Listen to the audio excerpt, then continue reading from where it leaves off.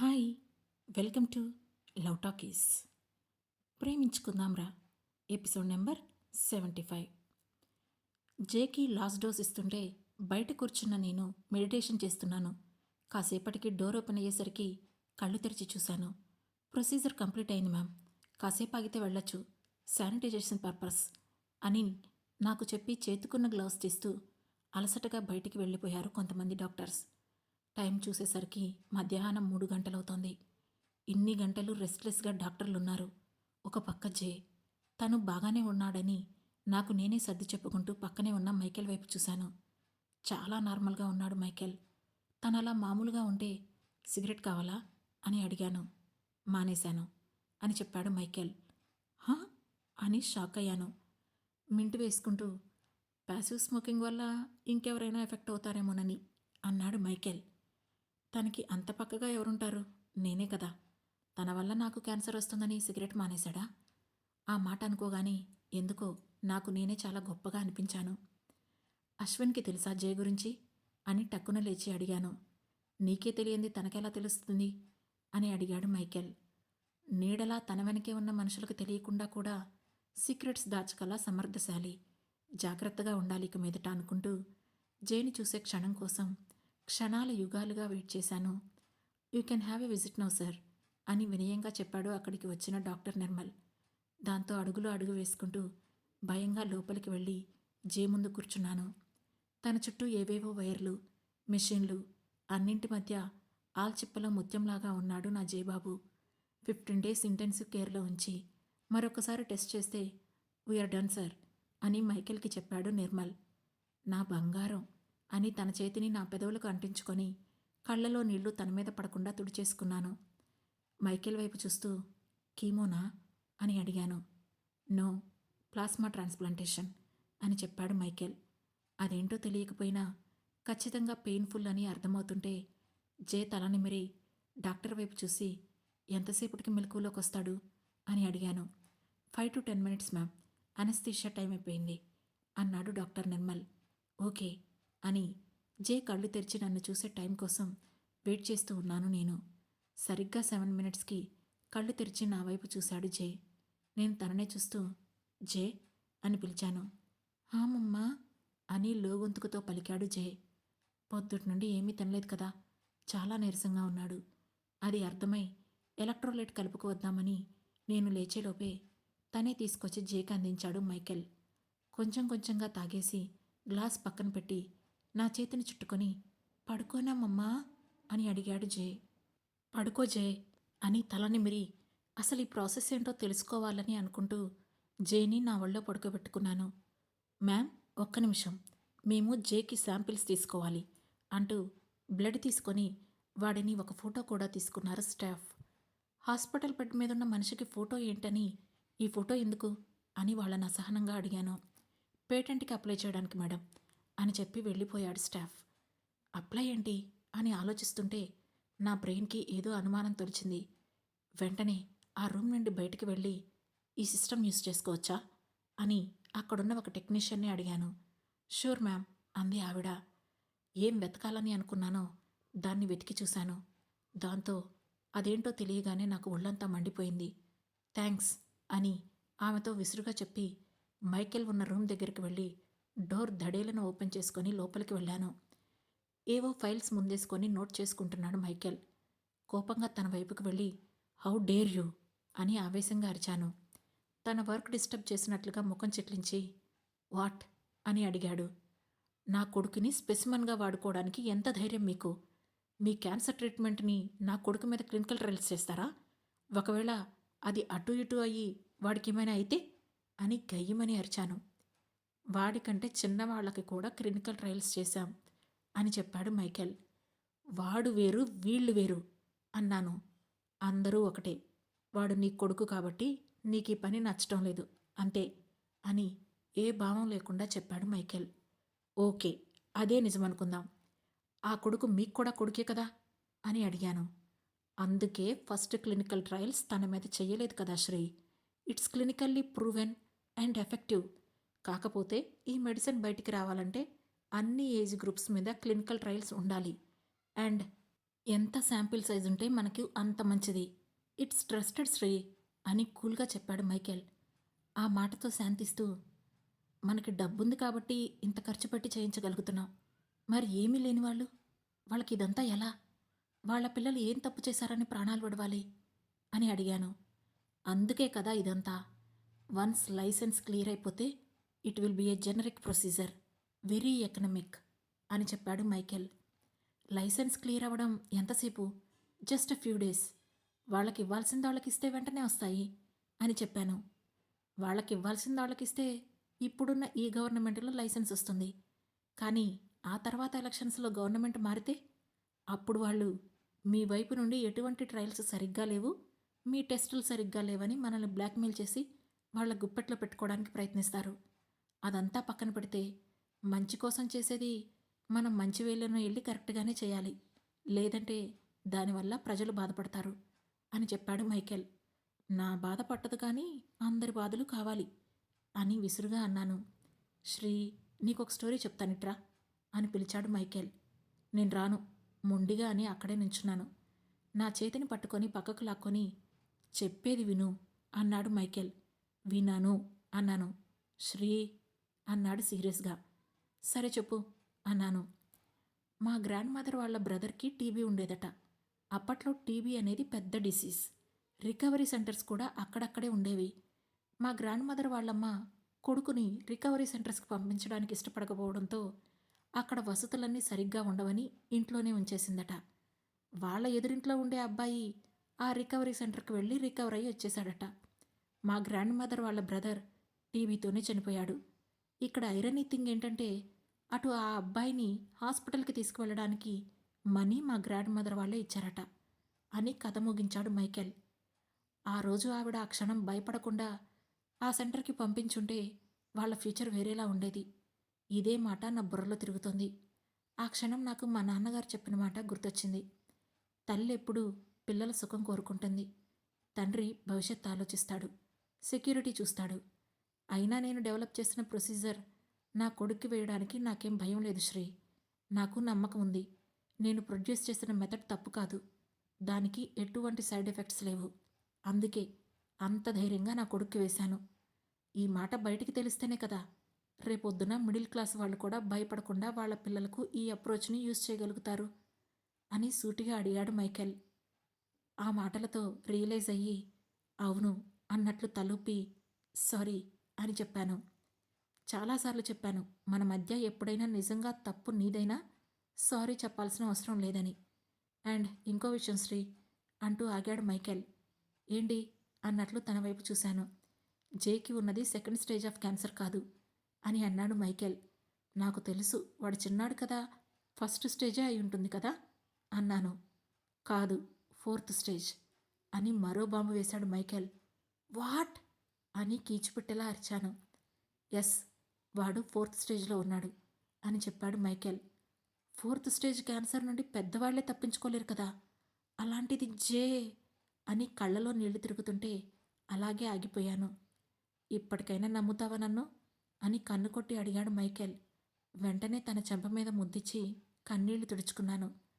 ఎదురుగా ఉన్న పేపర్స్ని చూస్తూ ఈ పేపర్స్ ఏంటి అని అక్కడే ఉన్న ఫైల్ తీస్తూ అడిగాను. జే మెడికల్ హిస్టరీ అని చెప్పాడు మైకేల్. ఇది ప్రెస్కి రిలీజ్ చేస్తారా అని అడిగాను. లేదు, స్పెసిమన్ లిస్ట్లో యాడ్ చేస్తాం. తన పని తాను చేసుకుంటూ సమాధానం ఇచ్చాడు మైకేల్. నేనేమైనా హెల్ప్ చేయనా అని అడిగాను. అక్కర్లేదు అన్నాడు మైకేల్. పోనీ తలపట్టనా అని అతనికి హెడ్ మసాజ్ చేస్తూ అడిగాను. ఏమైంది శ్రీ నీకు అని నా చేతులు పట్టుకొని ముందుకు లాగుతూ అడిగాడు మైకేల్. గిల్టీగా ఉంది అని చెప్పాను. దేనికి అని అడిగాడు మైకేల్. నేనే మిమ్మల్ని అర్థం చేసుకోలేకపోతున్నాను. మేబీ మీరింకా బెటర్ చాయిస్ని పెళ్లి చేసుకొని ఉండొచ్చేమో, లైక్ జోసెఫ్కి సుకృతిలాగా అని అన్నాను. నాకేం అవసరం, when I have the best choice అన్నాడు మైకేల్. నో, నేను మీకు ది బెస్ట్ కాదు అన్నాను. అది చెప్పాల్సింది నువ్వు కాదు అన్నాడు మైకేల్. మరి మీ ఎక్స్ దాత్రి చెప్పాలా అని ఉక్రోషంగా అడిగాను. She is not my ex and you know that అన్నాడు మైకేల్. ఆ మాటకు ఒక క్షణం సైలెంట్గా ఉండి, దాత్రి చాలా అందంగా ఉంది అని చెప్పాను. అయితే అన్నాడు మైకేల్. నాకంటే బావుంది అని చెప్పాను. ఉంటే అన్నాడు మైకేల్. మరలాంటప్పుడు ఆ అమ్మాయి మీ వెనక అంతలా పడుతుంటే మీరెప్పుడూ అని నా మాట పూర్తవ్వకముందే తను షార్ప్గా చూసిన చూపుకి నా మాటలు ఆగిపోయాయి. కంటిన్యూ చెయ్యి అన్నాడు మైకేల్. అక్కర్లేదులేండి, నేను జే దగ్గరుంటాను అని లేచి బయటకొచ్చేశాను. ఆ తర్వాత జే గురించి ఆలోచిస్తూ నేహకి ఎలా ఎక్స్ప్లెయిన్ చేయాలి జే తన అన్నయ్య అని? జేని దత్త తెచ్చుకున్నామని అనుకుంటుందా ఏంటి? అసలు తను యాక్సెప్ట్ చేయగలదా అని తీవ్రంగా ఆలోచిస్తున్నాను నేను. ఇంతలో మమ్మా అని లోగొంతుకుతో పిలిచాడు జే. హా జే అన్నాను. వాటర్ ప్లీజ్ అన్నాడు జే. ఒక్క నిమిషం అని తనకి వాటర్ బాటిల్లో స్ట్రా వేసి సపోర్టుగా పట్టుకున్నాను. వాడు సిప్ చేస్తుంటే జే అని పిలిచాను. హామమ్మా అన్నాడు Jay. Do you know you have a sister అని చెప్పాను. హామమ్మా నేహా అన్నాడు Jay. Do you like Neha అని అడిగాను. Of course mamma I like Neha అని చిన్నగా చెప్పాడు జే. నేహాతో ఎప్పుడైనా మాట్లాడావా అని అడిగాను. లేదు అన్నాడు జే. 15 డేస్లో హైదరాబాద్ తీసుకొని వెళ్ళిపోతాను నిన్ను. అక్కడ నేహ, దాదా, దాది, అమ్మమ్మ, పిన్ని, బాబాయ్ అందరూ ఉంటారు అని చెప్పాను. ఓకే మమ్మా అని అంత నీరసంలో కూడా హుషారుగా చెప్పాడు నా జే. ఇంతలో నర్సొచ్చి మ్యామ్ జేని కలవడానికి ఒక వ్యక్తి వచ్చారు అని చెప్పి వెళ్ళింది. జే కోసం ఎవరొచ్చారా అని వెనక్కి తిరిగి చూశాను. అక్కడ ఎవరో ఒక 30 ఇయర్స్ లేడీ నిలబడి ఉంది. ఈవిడెవరు అని నేను అనుకునే లోపే గుడ్ ఆఫ్టర్నూన్ మ్యామ్ అని చెప్పాడు ఆమెను చూసిన జే. గుడ్ ఆఫ్టర్నూన్ జే అని ఆమె జే దగ్గరికి వచ్చి తల నిమిరి గుడ్ ఆఫ్టర్నూన్ మిస్సెస్ మైకేల్ అని నాతో చెప్పింది. తనెవరో తెలియకపోవడంతో చిన్నగా నవ్వాను. I am Jay's academic tutor అని చెప్పింది ఆవిడ. Oh okay, you talk to him, I will just come అన్నాను. Please you also stay here అని Jay this is your progress card, show this to your mother అని చెప్పింది ఆమె. వాడు open చేసి చూసుకొని నా చేతిలో పెట్టాడు. నేను ఆ కార్డు చూసి ఆశ్చర్యపోయాను. జే ఇప్పుడు ఫస్ట్ క్లాస్ కంప్లీట్ చేసి సెకండ్ క్లాస్లోకి ఎంటర్ అవుతాడట. ప్రతి సబ్జెక్ట్లోనూ 90+. తానున్న హెల్త్ కండిషన్కి అసలు చదువే అక్కర్లేదు అంటాను నేనైతే. కానీ వాళ్ళ నాన్న జగన్మొండి కదా, అన్నీ కావాలతనికి. నేను ఆ కార్డు చూసి వెరీ గుడ్ జే అని సైన్ చేసి పైన ఉన్న మిగతా మైకేల్ సైన్స్ అన్నీ చూసి తిరిగి ఆవిడికి కార్డు ఇచ్చేశాను. ఎల్లుండి జే బ్యాచ్ వాళ్ళకి గ్రాడ్యుయేషన్ సెరమనీ ఉంటుంది. ఎలాగూ తను వెళ్ళిపోతున్నాడు కాబట్టి యూ ప్లీజ్ కమ్ అని ఆవిడ ఇన్విటేషన్ ఇస్తూ చెప్పింది. ఫస్ట్ క్లాస్ వాళ్ళకి గ్రాడ్యుయేషన్ సెరమనీనా అని కళ్ళు పేలిపోయినంత పనైంది నాకు. ఎలాగోలా తమాయించుకొని definitely we will look forward to అన్నాను. థ్యాంక్ యూ అని వెళ్ళిపోయింది ఆవిడ. ఎప్పుడైనా స్కూల్కి వెళ్ళావా జే అని నెమ్మదిగా జే తలనమిరుతూ అడిగాను. నో మమ్మా, teacher comes here, I have friends మమ్మా అని చిన్నగా నవ్వుతూ చెప్పాడు జే. వాట్, యూ హ్యావ్ ఫ్రెండ్స్ అని షాక్ అయ్యాను నేను. హామమ్మా అన్నాడు జే. హో okay, we will call them home for lunch అని చెప్పాను. ఎస్ మమ్మా అని హుషారుగా అన్నాడు జే. ఆ తర్వాత తనని నెమ్మదిగా ఒళ్ళో పడుకోబెట్టుకొని తల నిమురుతుంటే అతుక్కొని పడుకున్నాడు జే. అప్పుడే డోర్ తీసి లోపలికి వచ్చి తనని పక్కన పడుకోబెట్టు, ఐ థింక్ హీ స్లెప్ట్ అన్నాడు మైకేల్. పర్లేదు ఉండని అని జే తల మీద ముద్దు పెట్టి నేహ ఎలా ఉందో కదా అన్నాను. బాగుంటుంది అని స్థిరంగా చెప్పి క్రిస్టియానా ఈజ్ హియర్, ఈరోజు నైట్ మనం ప్రొసీజర్ కంప్లీట్ చేసుకుందామా అని అడిగాడు మైకేల్. ఆ తర్వాత తను యూఎస్ వెళ్ళిపోతుందా అని అడిగాను. లేదు, డాక్టర్ సర్వైలెన్స్లో ఇక్కడే ఉంటుంది అని చెప్పాడు మైకేల్. ఇంతలో లోపలికి వచ్చిన డాక్టర్ శాలిని వైపు చూసి మనకి పిల్లల్ని కనివ్వడం వల్ల తనకి ఏం లాభం, మనీనా అని అడిగాను. Not only money ma'am, money కోసమైతే వాళ్ళు వేరే విధంగా ఉంటారు, బట్ క్రిస్టియానా ఈజ్ డిఫరెంట్. ఆ 9 months తన సొంత పిల్లలే కడుపులో ఉన్నట్లు చాలా కేర్ తీసుకుంటుంది. అండ్ తను ఎవరికి పడితే వాళ్లకు సరోగేట్గా కూడా చేయదు. You know Morocco prince last year వాళ్ళ వైఫ్కి, 2 years బ్యాక్ మన ఇండియాలోనే టాప్ బిజినెస్ మ్యాన్ కూతురికి, ఇలా కొందరికే అని చెప్పింది డాక్టర్ శాలిని. ఓ ఓకే, నేను ఆవిడని ఒకసారి కలవచ్చా అని అడిగాను. పదండి మ్యామ్, ఆవిడికి బాడీ చెకప్ చేస్తున్నాం, బయటే ఉంది అని చెప్పారు డాక్టర్. దాంతో నెమ్మదిగా జేని పక్కన పడుకోబెట్టి లేచి క్రిస్టియానా దగ్గరికి వెళ్ళాను. బ్లడ్ టెస్ట్ కోసం బ్లడ్ తీసుకుంటూ ఉంటే అక్కడే కూర్చొని కనిపించింది Christiana. I think she is 30, అంతకంటే ఎక్కువైతే ఖచ్చితంగా ఉండవు. ఆమె దగ్గరికి వెళ్ళి చిన్న స్మైల్ ఇచ్చి హాయ్ క్రిస్టి అన్నాను. జేస్ మదర్ అని చెప్పి డాక్టర్ శాలిని నన్ను పరిచయం చేసింది. దాంతో క్రిస్టియానా నన్ను వెంటనే హాయ్ అంటూ హగ్ చేసుకొని I just want to meet you in my lifetime అంది క్రిస్టియానా. వై అని అర్థం కాక అడిగాను. You are so damn lucky girl, your husband, oh my God, such a hot guy అంది క్రిస్టియానా. ఇలా మాట్లాడుతుందేంటి, వాట్ అనుకుంటూ కళ్ళు పెద్దవి చేసి ఆశ్చర్యంగా చూశాను. ఇంతలో డాక్టర్ శాలిని నవ్వుతూ క్రిస్టి అని తన భుజం మీద ఒక్కటేసి అసలు తాను సార్ని ఒక్కసారి కూడా చూడలేదు మ్యామ్ అని చెప్పింది. ఇంతలో క్రిస్టి చిన్నగా నవ్వి ఐఎమ్ సారీ అంటూ కన్ను కొట్టింది.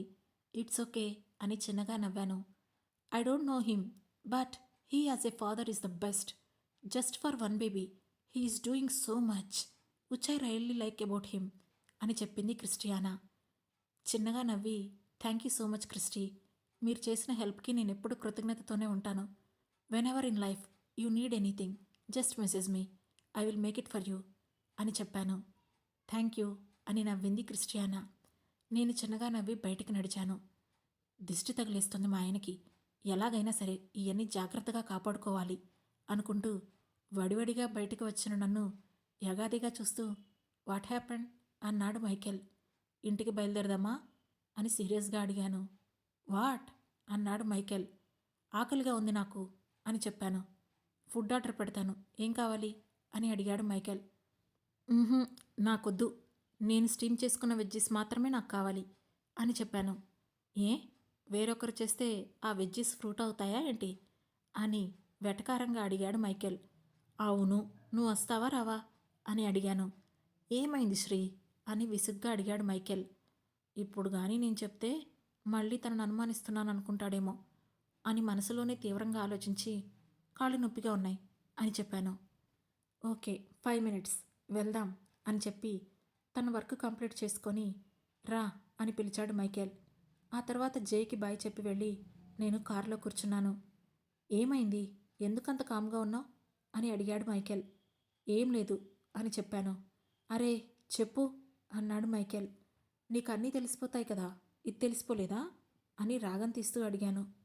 తెలియలేదు అని చెప్పాడు. ఆ హాస్పిటల్లో మీకు ఫ్యాన్స్ ఎక్కువైపోయారు అని వెటకారంగా చెప్పాను. ఓ క్రిస్టీనా అన్నాడు మైకేల్. హా, దర్శన భాగ్యం కల్పించడంపై హైకమాండ్కి ప్రెజర్ ఇస్తోంది అని చెప్పాను. నాన్సెన్స్ అన్నాడు మైకేల్. నా వెనక ఎవరైనా ఇలాగే పడితే నాన్సెన్స్ అంటారా అని అడిగాను. నీ వెనక ఎవరు పడినా మనిద్దరి రిలేషన్ ఏంటని క్లారిటీ నీకుంటే 1% ఫరక్ కూడా పడదు అని చెప్పాడు మైకేల్. కానీ నాకు మీ అంత ఉదార హృదయం లేదు అని చెప్పాను. తెలుసు టక్కున అన్నాడు మైకేల్. ఇదే మంట నాకు అన్నాను. ఇంతలో ఇంటి ముందు కారు పార్క్ చేసి డోర్ తీశాడు మైకేల్. ఇంట్లోకి వెళ్ళి ఫ్రిడ్జ్ నుండి వెజ్జీస్ తీసుకొని ఓవెన్లో పడేసి ఫ్రెష్ అయ్యి బయటికి వచ్చేటప్పటికి మైకేల్ ఇంకా ఫ్రెష్ అయ్యి బయటికి రాలేదు.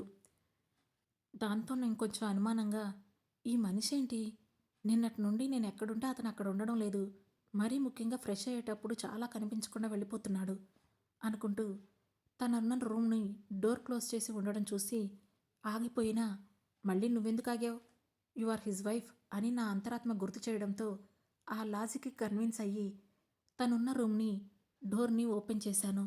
అప్పుడే స్నానం చేసి వచ్చాడేమో, ఇంకా టవల్తోనే ఉన్నాడు. సారీ అని డోర్ వేసేలోపే అద్దంలో నుండి తన భుజానికి బ్యాండేజ్ కట్టి ఉండడం కనిపించింది. అది చూసి షాక్ అయిన నేను హడావుడిగా లోపలికి వెళ్ళాను. ఆ తర్వాత ఏం జరుగుతుంది తెలుసుకోవాలంటే వెంటనే మన లవ్ టాకీస్ ఛానల్ను సబ్స్క్రైబ్ చేసుకొని ప్రేమించుకుందాం రా సిరీస్లోని నెక్స్ట్ ఎపిసోడ్ను వినండి. మా ఈ కథలు మీకు నచ్చినట్లయితే లైక్ చేసి, షేర్ చేసి, కమెంట్ చేసి, హై పాయింట్స్ కూడా ఇచ్చి మమ్మల్ని సపోర్ట్ చేయండి. Thank you.